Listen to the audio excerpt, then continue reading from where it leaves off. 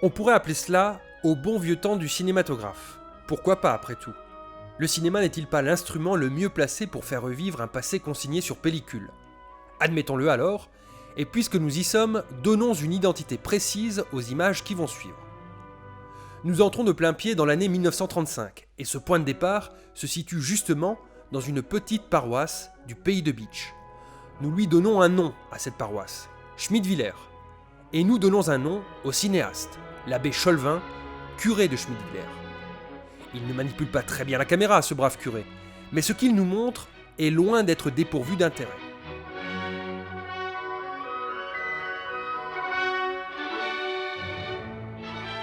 Il nous conte les heures d'un monde dont il est issu et que nous avons définitivement perdu. Comme un ethnologue, il documente les scénettes de la vie courante. Les enfants sont alors au centre de son intérêt. Les jeux collectifs, les joies de la luge, les batailles de boules de neige. Le monde des adultes est évoqué de façon plus furtive, mais tout aussi pénétrante.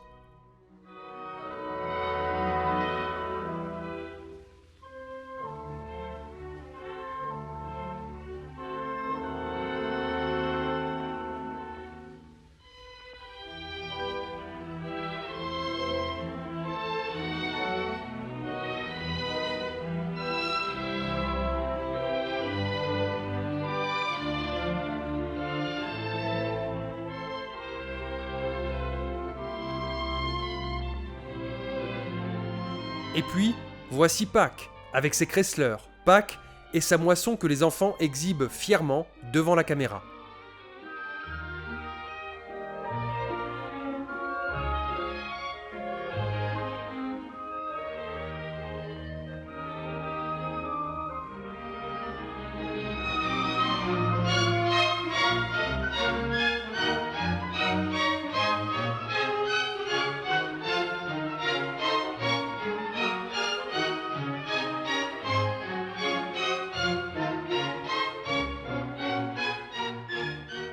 Autre pôle d'intérêt, la vie religieuse. La caméra sort aux grandes occasions.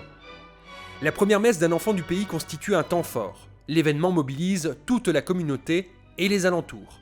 Arc de triomphe, défilé de pompiers, attroupement des associations, réception officielle du jeune prêtre par une délégation du conseil municipal et du conseil de fabrique. Autre point d'orgue de la pastorale annuelle, la grande communion. Moment festif par excellence, rythmé par des processions en plein air bien ordonnancées.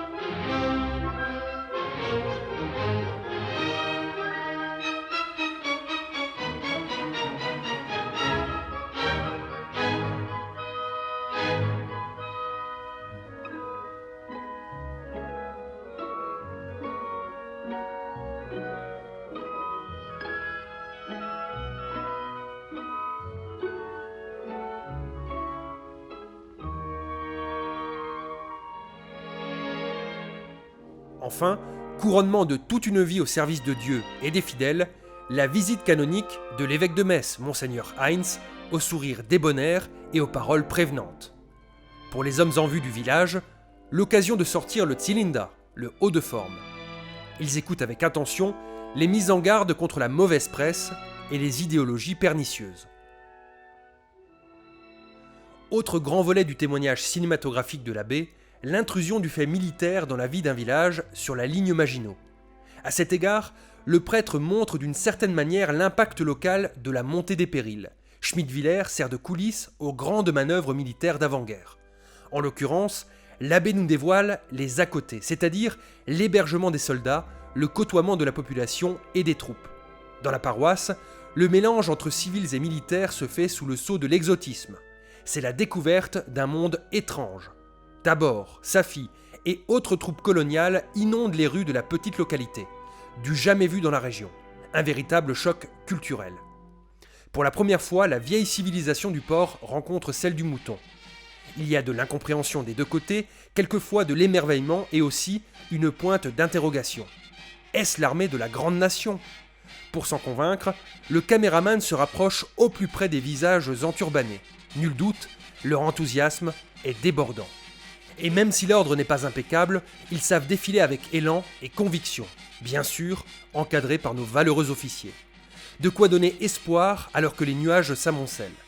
C'est un peu le message que veut faire passer cet ecclésiastique original, formidable propagateur de modernité dans nos contrées reculées.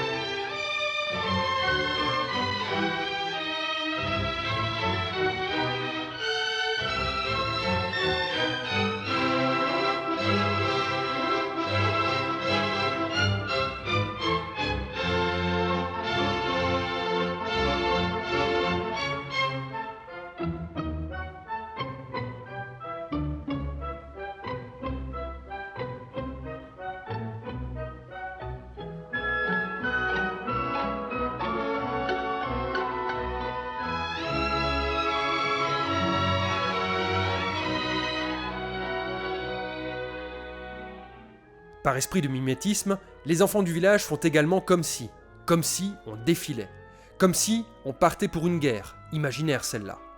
Décidément, la leçon est bien apprise.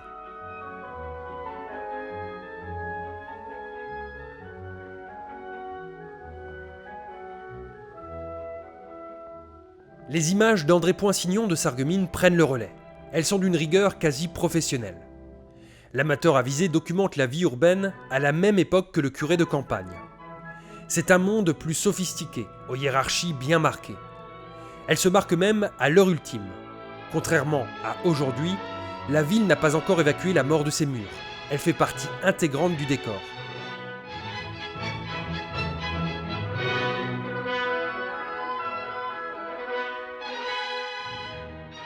Nous sommes en septembre 1937.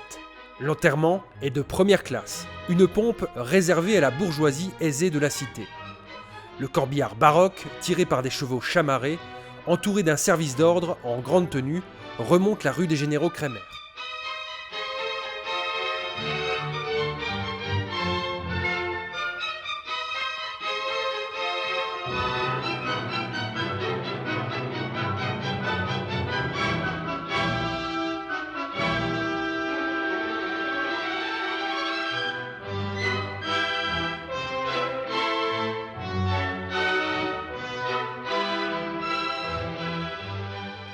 Quelques images d'un mariage apportent une touche plus joyeuse. Le futur marié est en tenue militaire, ce qui ramène à la réalité du moment.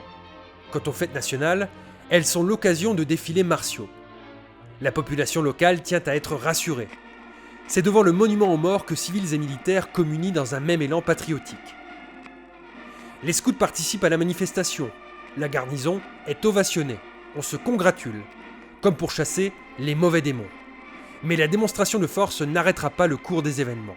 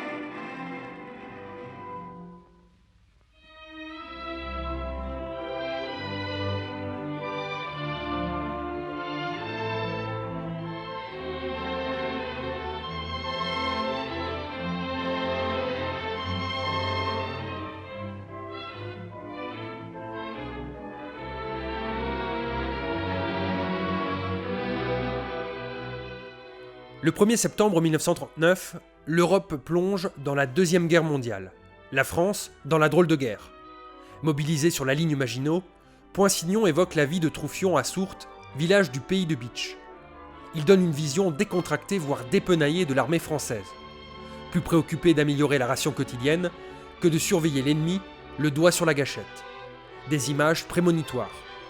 À l'occasion, il s'attarde sur une activité artisanale qui a fait la réputation du village lorrain, la saboterie.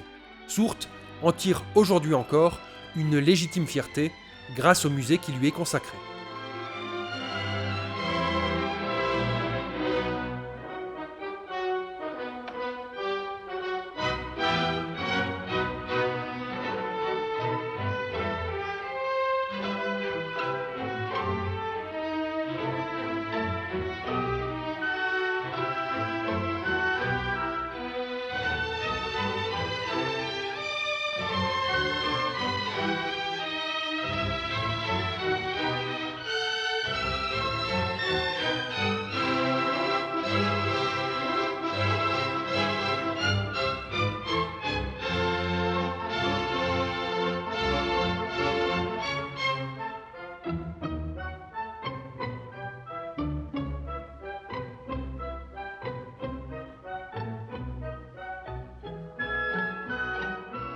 Pendant ce temps-là, sur les routes de Moselle, la mobilisation du 507e régiment de chars est devenue effective. Nous sommes dans la région de Noménie au mois d'août. La phase de concentration de l'unité d'élite est placée sous le commandement du colonel encore inconnu du grand public, Charles de Gaulle.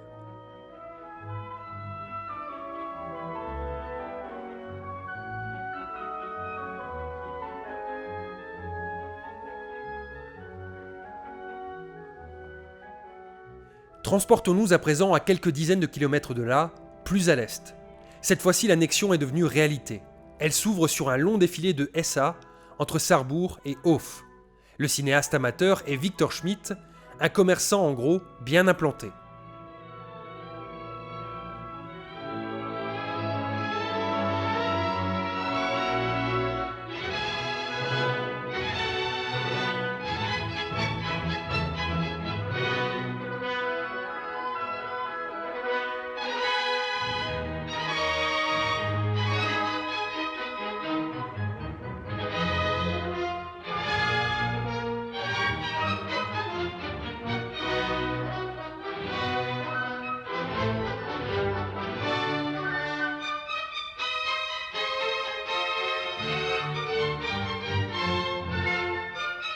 Ces vues devant le cinéma de la ville, dans l'actuelle rue Poincaré, sont prises à la dérobée. Si le public est quasi inexistant, les diverses formations, quant à elles, défilent au grand complet.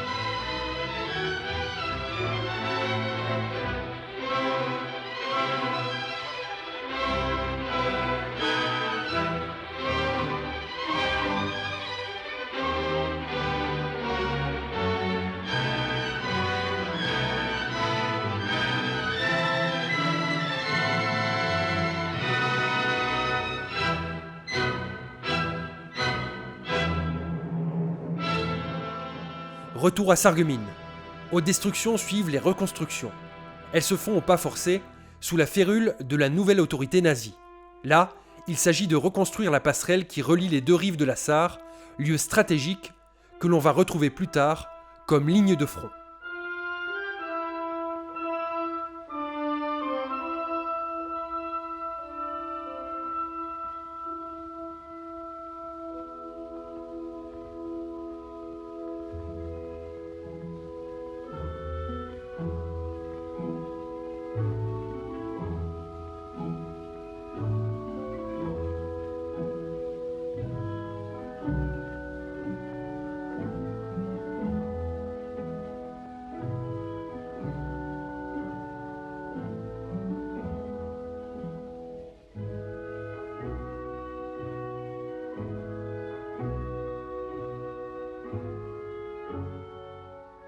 Le 21 mai 1941, le chef d'état-major de la SA et Reichsleiter de la NSDAP, Viktor Lutze, fait une halte à Sarreguemines, lors de la visite en Lorraine annexée. Le Kreisleiter Kern l'accueille sur le perron du palais de justice. Le dignitaire nazi tient un discours enflammé dans lequel il exalte le moral de la SA, capable de rompre les fortifications de la ligne Maginot. Puis il passe en revue les nouvelles formations nazies. La manifestation participe de la politique générale d'embrigadement des masses. Et puis, elle a tout pour impressionner la population inquiète.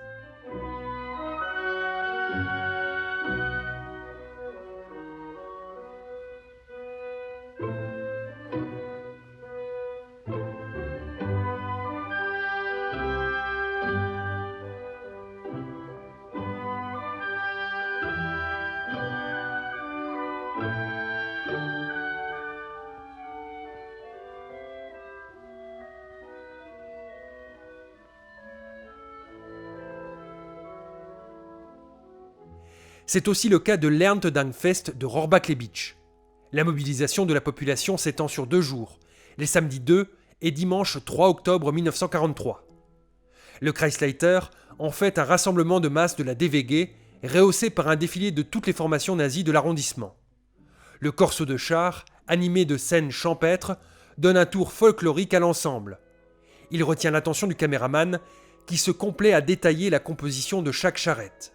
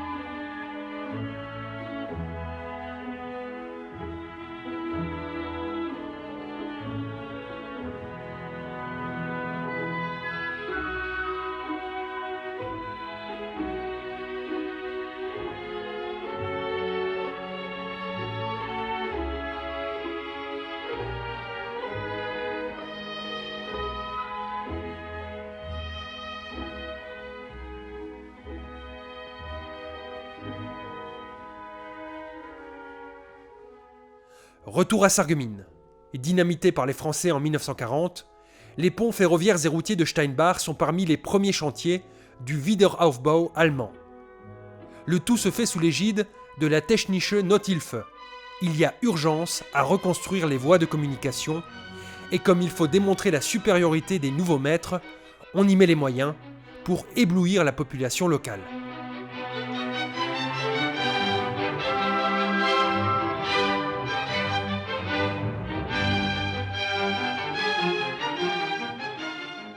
La reconstruction de Puttelange et de sa région prend plus de temps. La contrée a subi une attaque foudroyante de la Wehrmacht le 14 juin 1940. Le but était de démontrer la vulnérabilité de la ligne Maginot. Les combats ont fait rage dans le secteur. Au printemps 1941, le cinéaste témoigne du champ de ruines. Il s'attarde quelques secondes à Saint-Jean-Rohrbach, bien plus longtemps à Puttelange-Lac. Le bilan des destructions est impressionnant. À Puttelange, 250 sur 399 maisons ont été détruites. À Rémerin, 60 sur 178. Et à Willerwald, 48 sur 202.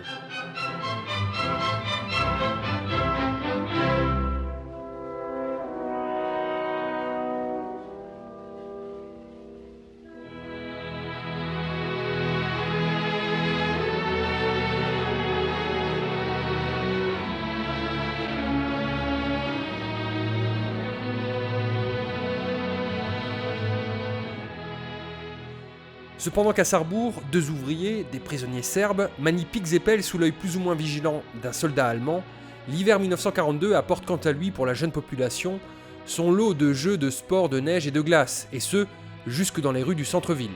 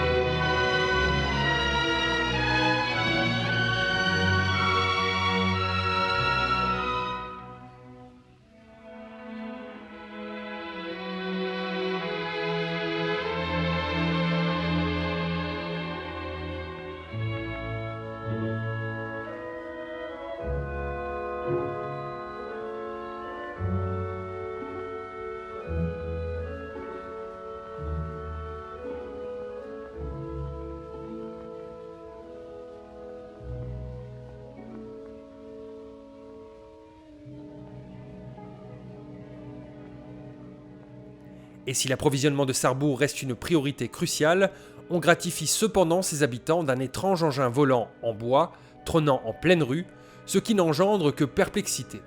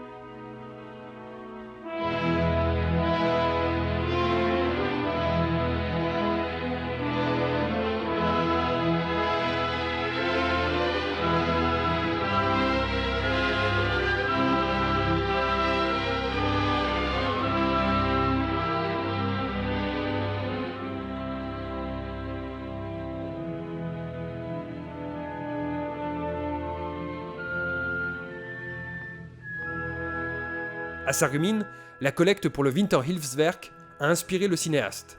Avec sa caméra, il a suivi la quête plus ou moins forcée qui doit profiter aux soldats sur le front. Avec un brin d'amusement, il arpente les différentes rues de la ville et croque les portraits des donateurs mi-contraints, mi-consentants, qui n'osent esquiver le geste généreux. Chez certains, on sent l'embarras, chez d'autres, la routine ou l'indifférence.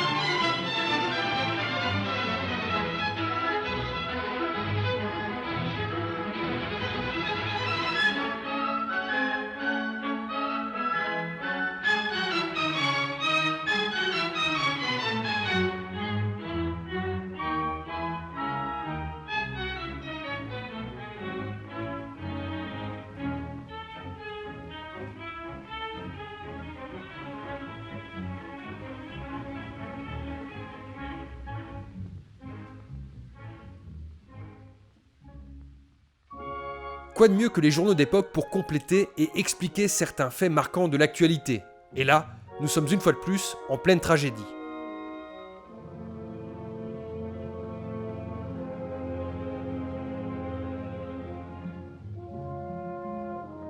Après un répit de plus d'1 an, Sarreguemines subit, le lundi 4 octobre 1943, son 6e bombardement depuis le début de la guerre.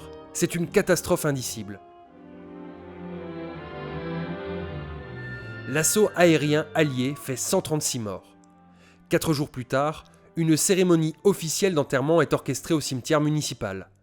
Il rassemble plusieurs milliers de personnes autour d'une longue rangée de 115 cercueils. Le Gau-Propaganda-Leiter Horst Lesina fait un long discours.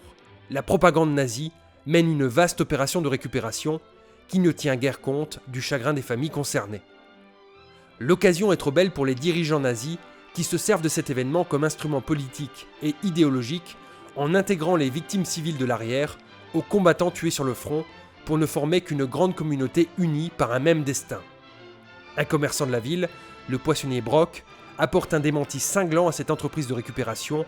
Devant tout le monde, il arrache le drapeau à croix gammée du cercueil de son épouse. Cependant, son geste n'aura aucune suite fâcheuse pour lui.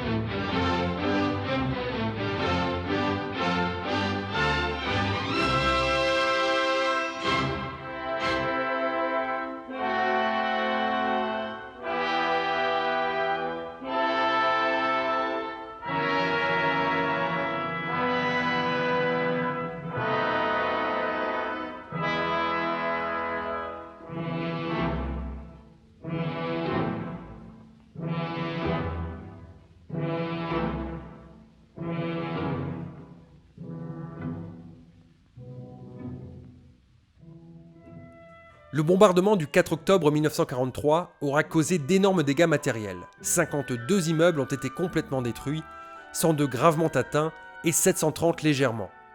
2 mois après, la ville a encore du mal à dégager les tas de gravats. Le parti, en la personne du Kreisleiter Eismann, décide de réquisitionner la population locale pour accélérer les travaux de déblaiement. Le dimanche 28 novembre, entre 9h et 13h, il demande que tous les hommes se présentent en habit de travail, munis de pelles et de pioches. Beaucoup ont gardé le costume. Ils manipulent les outils avec peu d'enthousiasme. Et pour se donner le moral, un verre de schnapps sera le bienvenu.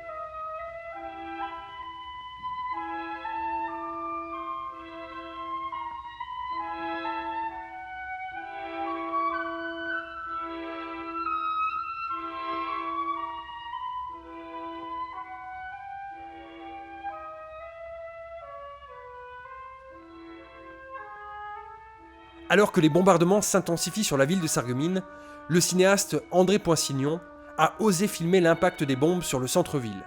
Un panache plus noir s'élève dans le ciel. C'est l'explosion d'une bombe. De la part du caméraman, il y a là plus que de la témérité.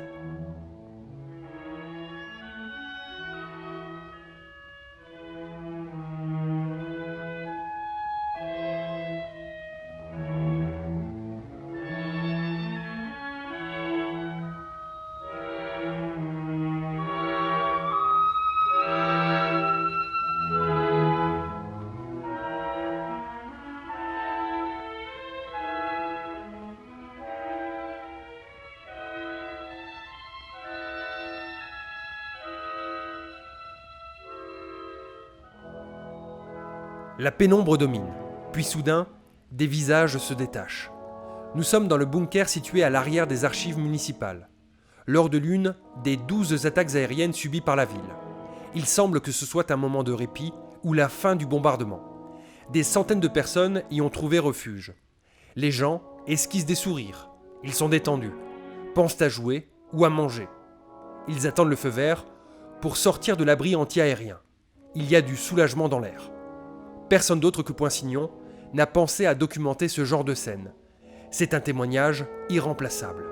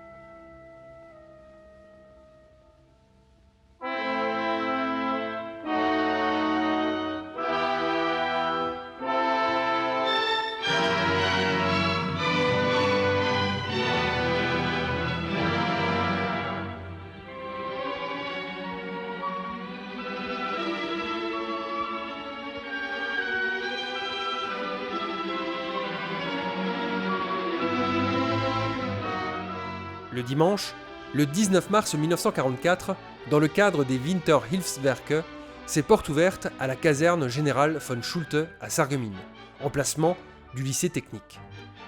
La Wehrmacht mène une vaste opération de charme auprès d'une population locale devenue largement hostile suite à l'incorporation de forces. La garnison organise des circuits en calèche à travers la ville. Dans l'enceinte de la caserne, des jeux collectifs ont lieu. Jeunes et moins jeunes s'affrontent lors de courses de sacs de patates, de tir à la corde, de sauts d'obstacles.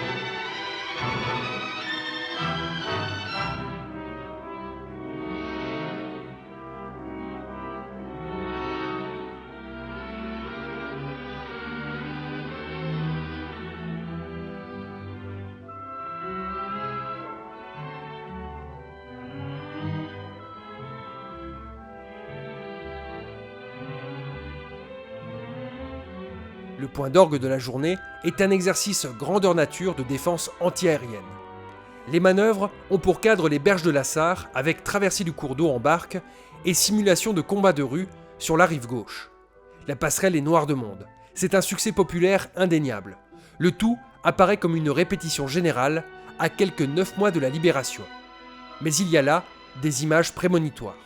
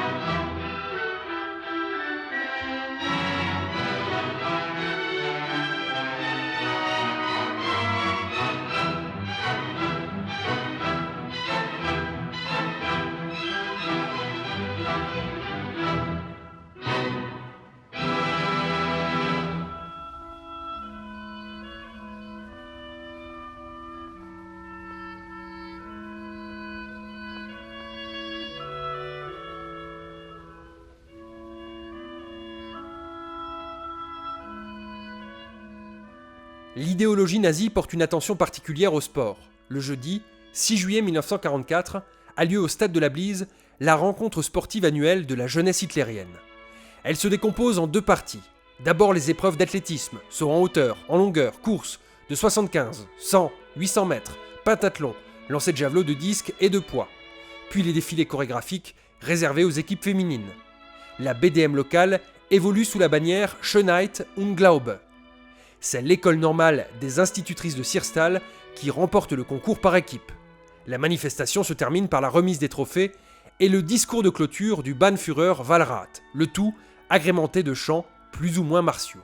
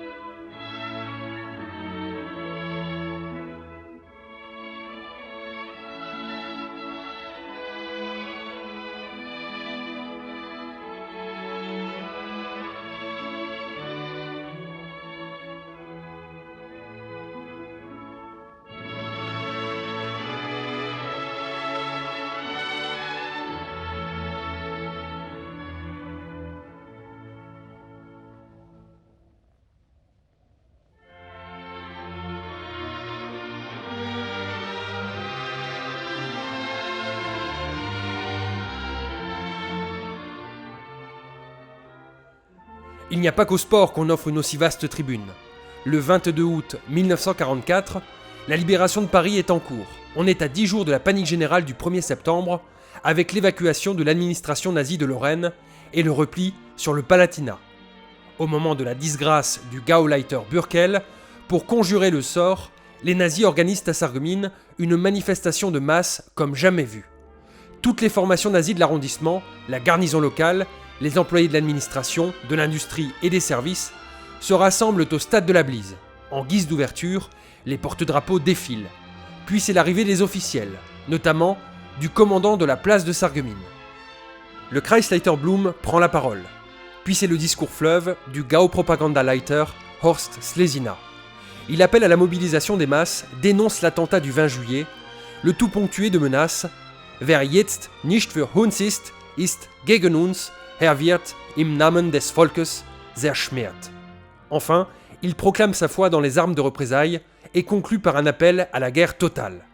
C'est à la fois une orchestration qui rappelle les beaux jours des défilés du Nuremberg et un chant du cygne dans la tonalité des discours de fin de règne de Goebbels. Le caméraman occupe étrangement une place de choix pour les prises de vue.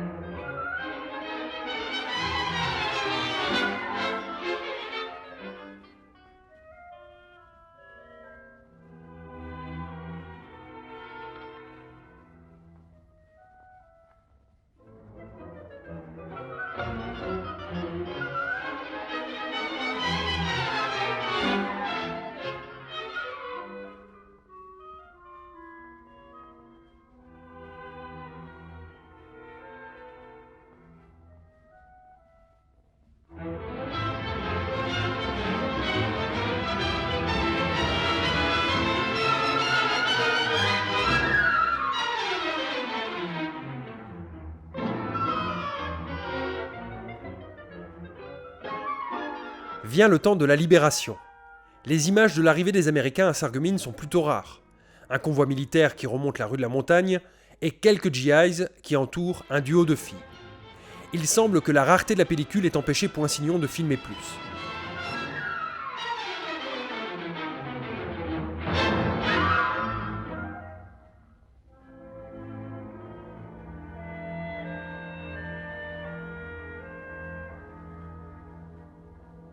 C'est à Victor Schmidt de Sarrebourg que nous devons les prises de vue les plus pertinentes. Il documente le sauve-qui-peut allemand caché derrière les battants d'une fenêtre.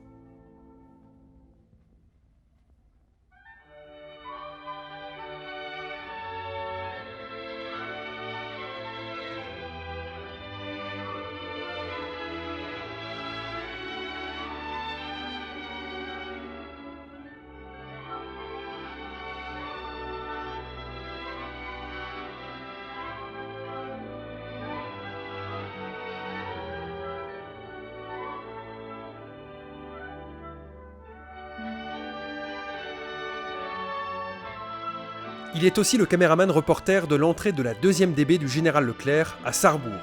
Grand rue, les habitants sont sur le pas de leur porte. Il n'y a plus aucune résistance ennemie pour arrêter la progression des troupes françaises. À ce titre, le témoignage filmé est unique.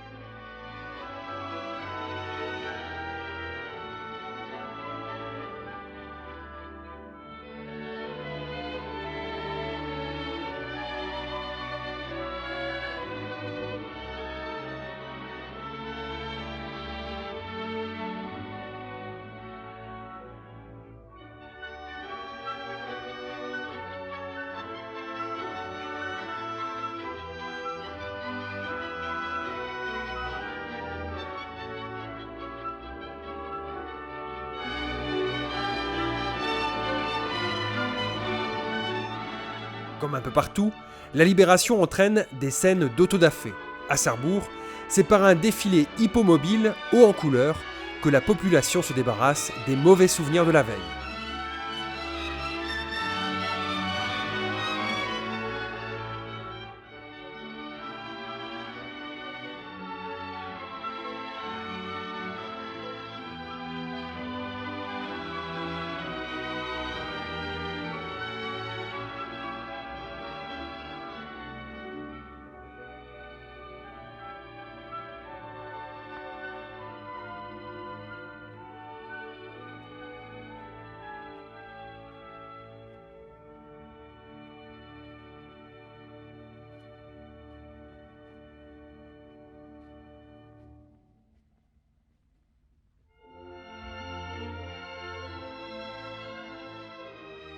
L'armistice signé, d'immenses problèmes se présentent. André Poinsignon est le seul à coucher sur pellicule l'un des épisodes humains les plus brûlants de l'immédiate après-guerre. Il s'agit du retour des malgré nous des camps russes. Début septembre 1945, le chef de la mission française de rapatriement annonce le retour imminent des prisonniers de Tambov. Posté au bas de la rue du Parc, à Sarreguemines, le cinéaste amateur filme le premier contingent débarqué en gare de Sarreguemines. On est surpris du caractère très militaire et très patriotique du défilé. Tout à fait normal, la joie qui éclaire les visages. Tout à fait exceptionnel, le feeling médiatique du caméraman.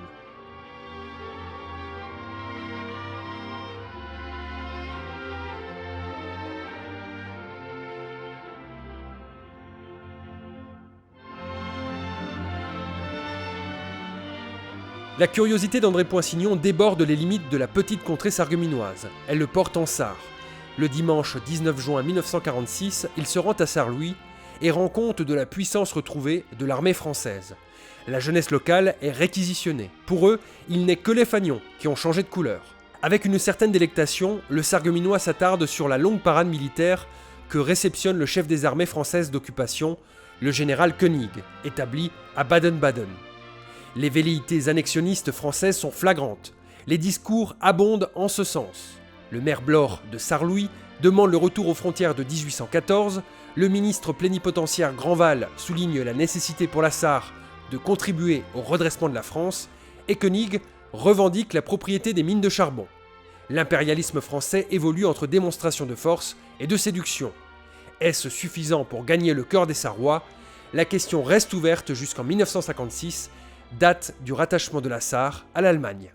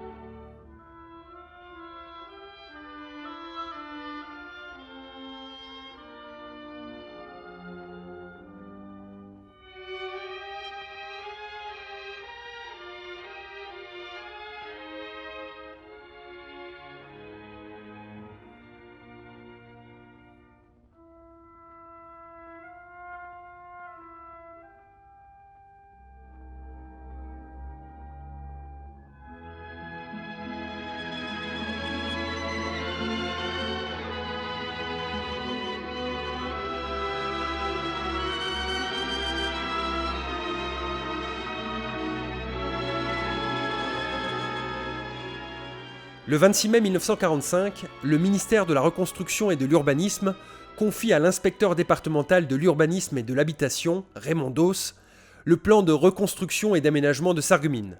Si le but est de relever les ruines, l'ambition est de redonner un nouveau visage à la ville.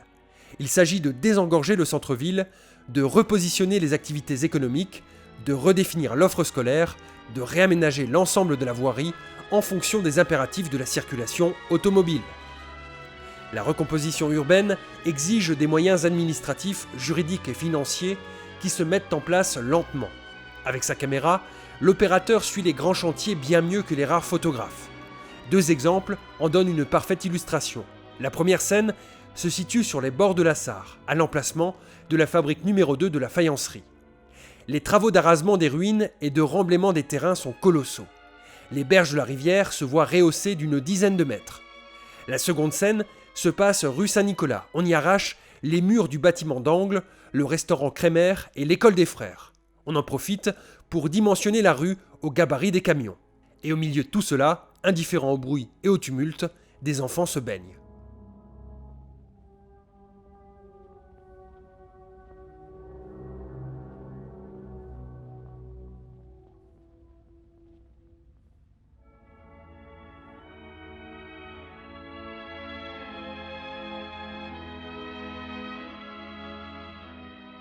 De retour depuis 1 mois à peine, l'archiprêtre expulsé par les nazis, le chanoine Bertel, organise la première grande cérémonie religieuse de l'après-guerre. Elle a lieu en plein air, c'est la fête Dieu. Nous sommes le dimanche 3 juin 1945. Les fidèles suivent le Saint-Sacrement à travers les rues de la ville. Ils déambulent dans les ruines. L'ordre est strict, des groupes se distinguent nettement. Les garçons sont en tête de la procession. Les filles en habit blanc suivent le Saint-Sacrement. Il y a aussi la musique municipale, les chorales, les enfants de chœur et les sapeurs-pompiers. Le conseil de fabrique et les délégations municipales sont au plus près des officiants. Il y a encore le cercle catholique, les hommes et enfin les femmes. Célébrée pour la première fois en 1941, puis interdite par les nazis, la fête Dieu sarregueminoise a valeur aux yeux de toute la population d'action de grâce, de remerciement pour avoir échappé aux affres de la guerre. C'est donc un moment d'intense émotion. On peut aussi apprécier l'événement sous un angle plus politique et considérer qu'il s'agit là d'une première étape de la reconquête de l'espace public par les catholiques.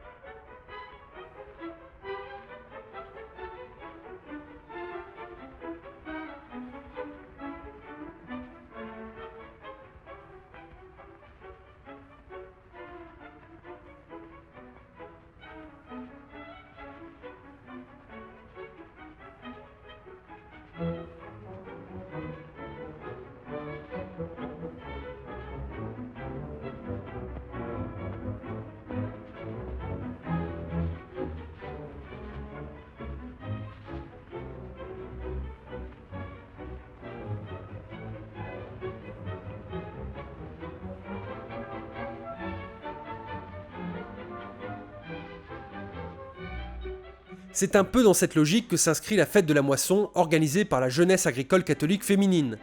Le dimanche 15 septembre 1946, les sections cantonales de l'arrondissement et de la proche Alsace se retrouvent à Zétain, sous la houlette des curés de paroisse. Après la messe célébrée en plein air, débute un défilé d'une trentaine de chars. Ils retracent les tâches agricoles qui ponctuent l'année, et ce n'est pas tout à fait un hasard s'ils présentent dans leur thématique une forte similitude avec l'Erntedankfest nazi. Dans le contexte de forte pénurie de l'après-guerre, le char consacré à la production laitière, dénommé Bibeleskes, rencontre un vif succès. On y distribue des tartines à profusion. Ainsi, après les années de plomb de l'annexion, on assiste à une renaissance de la vie associative, surtout des mouvements catholiques d'avant-guerre. Et le rassemblement de Zétain témoigne du pouvoir de mobilisation du clergé au sein du monde rural.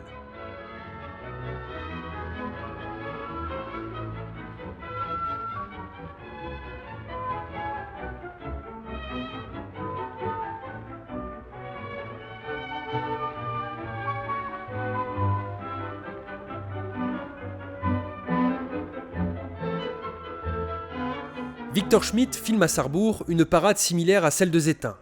Elle a un caractère plus profane, puisqu'elle mobilise la jeunesse des villages environnants.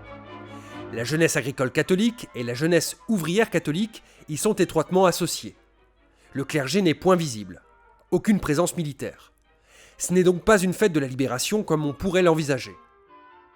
On peut en conclure que dans les années d'après-guerre, l'Est mosellan privilégiait les manifestations festives, sous forme de défilés de chars, résolument tournés vers l'avenir. Les associations diverses exprimaient ainsi leurs besoins d'existence et leur vitalité.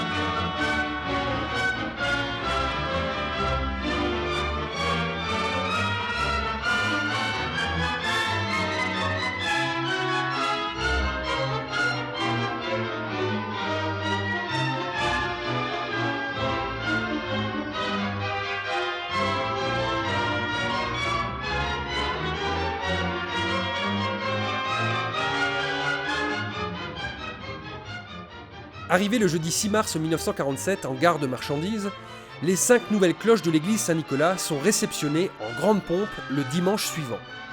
Elles ont été fondues par l'entreprise Paccard d'Annecy. Un cortège se forme. Les scouts ouvrent la marche, suivis de la musique municipale. Les voitures des officiels prennent rang. Dans un ordre qui laisse à désirer, âmes vaillantes, guides et membres de l'action catholique entourent les 5 chars. La procession peut s'ébranler. On marque le coup. Les cloches parcourent un trajet qui les mène sur les 2 rives de la Sarre, puis au centre-ville, pour rejoindre leur dernière station.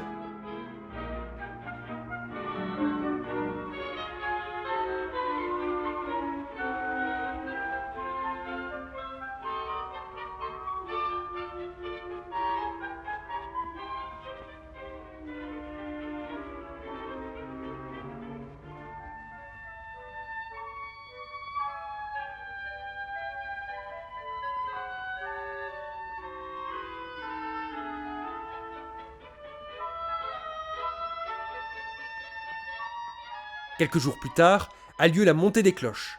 C'est une opération délicate.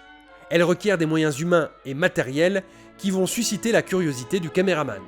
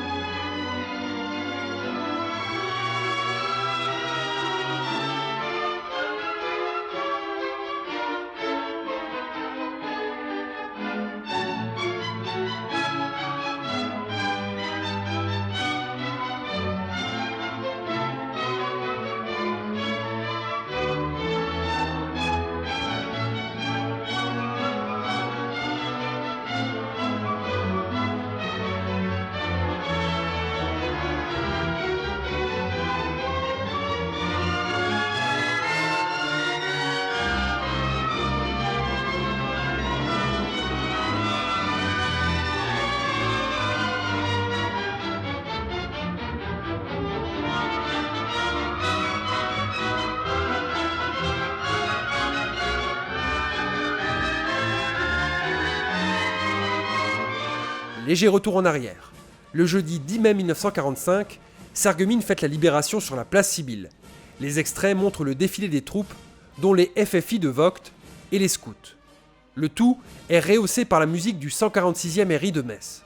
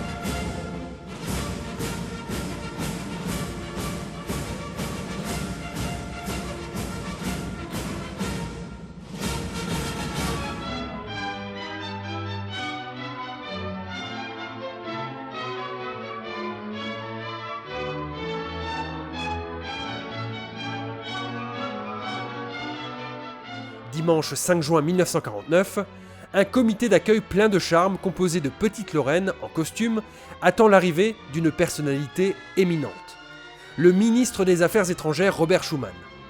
La réception a lieu rue Poincaré, à proximité de l'hôtel de ville.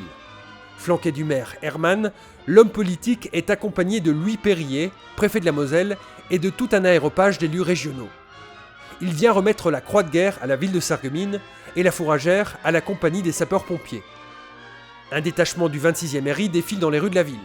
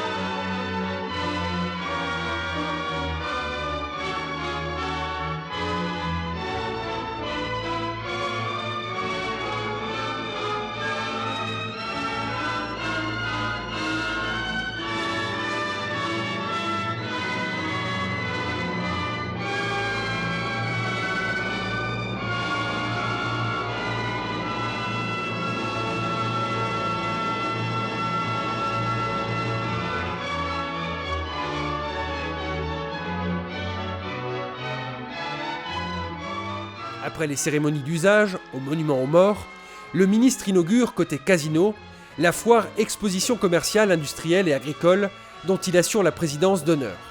La manifestation se veut être une éclatante démonstration du dynamisme de la ville et de la région. Notre film s'arrête là, mais l'histoire de notre région n'est pas terminée puisqu'elle se poursuit jusqu'à nous et continuera son bonhomme de chemin bien après nous. Son particularisme frontalier l'a si bien façonnée qu'elle n'est pas prête à perdre son identité, même si celle-ci a revêtu en bien des occasions le double visage de deux cultures qui se sont affrontées, qui ont cohabité tant bien que mal, et qui, au final, nous a livré ce que nous connaissons aujourd'hui.